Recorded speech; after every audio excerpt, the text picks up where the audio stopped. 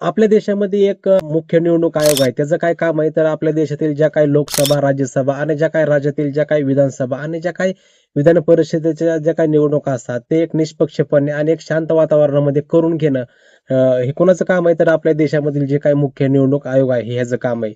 पण सध्या जे काही आपल्या देशातील जे काही मुख्य निवडणूक आयोग आहे हे कुठेतरी ते त्याचं काम करताना दिसत नाही. आणि सर्वात महत्त्वाचं म्हणजे ही जे काही निवडणूक आयोग आहे ही एक संविधानिक संस्था आहे. ह्याला संविधानाने आपल्या त्याचे स्वतःचे अधिकार दिलेत, स्वतःचे हक्क दिलेत. त्याचप्रमाणे त्यांना काम करणं गरजेचं आहे. पण सध्या काय झालंय जे काही आपल्या देशातील जे काही मुख्य निवडणूक आयोगाचे जे काही आयुक्त आहेत ज्ञानेश कुमार हे कुठेतरी सत्ताधारी पक्षासोबत संगनमत करून सत्ताधारी पक्षाच्या ताटाखालचं मांजर बनलं आहे. जर जवळचं उदाहरण जर घ्यायचं म्हटलं तर सध्या जे काही पुदुचेरी असो, तामिळनाडू झालं, आसाम झालं, केरळ झालं आणि जे काही पश्चिम बंगाल आहे हे सध्या विधानसभेच्या ज्या काही इलेक्शन आहे किंवा जे काही निवडणूक आहेत हे सध्या सुरू आहेत. आणि येणाऱ्या 23 एप्रिल पासून जे काही पश्चिम बंगाल आहे येथील सुद्धा विधानसभेच्या निवडणुका मतदान होणार आहे.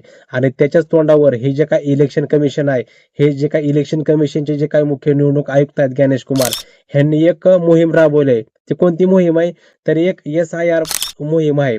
म्हणजे विशेष सखोल फेर तपासणी. ह्याच्यामध्ये काय आहे पश्चिम बंगालमध्ये काय झालंय की 91 लाख वोटर्स म्हणजे मतदान लिस्टमधून त्यांनी हटवले आहे त्यांचे नावच. त्याच्यामुळे कसं आहे जे काही 91 लाख जे काही लोक आहेत त्यांना येणाऱ्या जे काही म्हणजे पश्चिम बंगालच्या ज्या काही विधानसभेचं जे काही इलेक्शन आहे त्याच्यामध्ये त्यांना मतदानच करता येणार नाही. ते आपला हा अधिकार गमावून बसले आहेत. कुणामुळे तर ह्याच ज्ञानेश कुमारमुळे ह्याच निवडणूक आयोगामुळं. आणि सध्या हेच जवळ जे काही 91 लाख हे जे काही वोटरची नावं म्हणजे वोटिंग लिस्ट मधून जे काही हटवले आहेत ते म्हणजे ते वोटर्स कोणाचे आहेत हेच वोटर्स हेच मतदार हे विरोधी पक्षाला मतदान करणारे वोटर्स आहेत. आणि त्यांनाच ह्या जे काही इलेक्शन कमिशनने त्यांचे नाव हटवले आहेत. त्याच्यामुळे कुठेतरी सत्ताधारी पक्षाला हे जे काही निवडणूक आयुक्त आहे ज्ञानेश कुमार हा कुठेतरी त्यांना देतोय, कुठेतरी त्यांच्या ताटाखालचं मांजर बनतोय आणि कुठेतरी म्हणजे पक्षपात करून सत्ताधारी पक्षालाच निवडणुकीमध्ये जिंकून देण्याचं काम हा ज्ञानेश कुमार करतोय. त्याच्यामुळे सध्या आपल्या देशामध्ये कसं आहे लोकशाही आणि लोकशाही असलेला जे काही देश असतो त्या देशामध्ये तेथील लोकांना मतदानाचा अधिकार असतो. वेगवेगळे सरकाराविरोधामध्ये बोलण्याचा अधिकार असतो. सरकारच्या चुकीच्या धोरणाविरोधामध्ये बोलण्याचा अधिकार असतो. पण सध्या हे जे काय सध्या इलेक्शन होतं आपल्या देशामध्ये आणि त्याच इलेक्शनमध्ये हा सर्व घोळ आणि हा सर्व प्रॉब्लेम हा होताना दिसतोय. त्याच्यामुळे विरोधकांनी सुद्धा वेगवेगळ्या वेळी हे निदर्शनात आणून सुद्धा त्याच्यावर कुठलीच म्हणजे कारवाई करायला हा ज्ञानेश कुमार किंवा हे जे काही इलेक्शन कमिशन हे तयार नाही. हे तयार फक्त कोणाच्या बाजूने बोलतंय हे जे काही सत्ताधारी पक्ष आहे ह्यांच्याच बाजूने बोलते. आणि जर निवडणूक आयोगाला आणि जर ह्या जे काही ज्ञानेश कुमार ह्यांना जर काय बोललं तर सत्ताधारी पक्षाला राग येतो. ही सध्या आपल्या देशातील परिस्थिती आहे. त्याच्यामुळे कुठेतरी आपली लोकशाही ही धोक्यात आहे. आणि जर अशी जर परिस्थिती जर राहिली तर आपल्या देशामध्ये सुद्धा ज्या प्रकारे नेपाळमध्ये परिस्थिती झाली, ज्या प्रकारे तेथील जनतेने जी परिस्थिती केली, ज्या प्रकारे तेथील सरकारला सोळगीपळ करून सोडलं, त्याच प्रकारे आपल्या देशामध्ये सुद्धा परिस्थिती तशी होऊ शकते. त्याच्यामुळे ह्याच्यावर जे काही सत्ताधारी पक्ष आहे, जे काही निवडणूक आयोग आहे, हे त्यांना विचार करणं गरजेचं आहे. त्याच्यामुळे कसं आहे आपले जे काही संविधानाने आपल्या लोकांना जे काही अधिकार दिले आहेत, ते अधिकारी कुठेतरी टिकून राहणं आणि ते म्हणजे जपणं हे कोणाचं काम आहे? तर आपल्या देशातील जे काही निवडणूक आयोग आहे किंवा जे काही सर्वोच्च न्यायालय आहे, हे ह्यांचं काम आहे.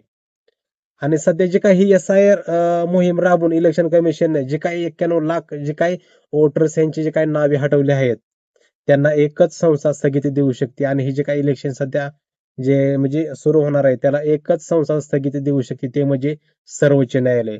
त्याच्यामुळे आता सगळ्यांचं लक्ष फक्त एकाच संस्थेकडे, एकाच व्यक्तीकडे ते म्हणजे सर्वोच्च न्यायालयाकडे. त्याच्यामुळे ही लवकरात लवकर ही जी काही मोहीम आहे ही स्थगित करून जो काही म्हणजे दूध का दूध और पाणी का पाणी म्हणजे हो जाय असं परिस्थिती म्हणजे करायची असेल तर ह्याच्यामध्ये कसं आहे आपल्या सर्वोच्च न्यायालयाला खूप मोठी भूमिका बजावावी लागणार आहे. आणि सगळ्यांचे डोळे, सगळ्यांची नजर, सगळ्यांचं लक्ष हे कुणाकडे आहे तर सर्वोच्च न्यायालयाकडे आहे. आणि सर्वोच्च न्यायालयाचं काय काम आहे तर आपल्या देशातील जे काही जनतेचे अधिकार असतात, त्यांचे हक्क असतात, हे त्यांच्या हक्काचं रक्षण करणं, त्यांच्या हक्काचं संरक्षण करणं हे काम सर्वोच्च न्यायालयाचं आहे. त्याच्यामुळं कसं आहे हे जे काही 91 लाख हे जे काही लोकांचे नावं मतदार यादीतून काढून टाकले आहेत ना, ते कुठेतरी हे जे काही इलेक्शन कमिशनने हे चुकीच्या मार्गाने काढल्यात. आणि सर्वात जास्त हे जे काही 91 लाख हे जे काही वोटर्स आहेत ना, त्याच्यामध्ये सर्वात जास्त कुठे लोक आहेत माहिती आहे का? हे जे काही दलित आणि मुस्लिम हे वोटर्स आहेत आणि त्यांचीच नावं म्हणजे लिस्टमधून काढून टाकले आहेत. तर सध्या आपल्या देशामध्ये खूप गंभीर परिस्थिती आहे. ह्याच्यावर प्रत्येकाने बोलणं गरजेचं आहे. प्रत्येकाने आवाज उठवणं गरजेचं आहे. तरच कुठेतरी ही जी काय आपल्या देशातील जे काही ही हुकुमशाही जी काही सत्ता आहे किंवा ही जी काही हुकुमशहा बनण्याचा प्रयत्न करतात, हे जे काही नेते, त्यांना कुठेतरी चाप बसेल. तर ह्याच्याबद्दल तुमचं काय मत आहे? तुमचं सुद्धा मत कमेंटमध्ये नक्की सांगा. खूप खूप धन्यवाद.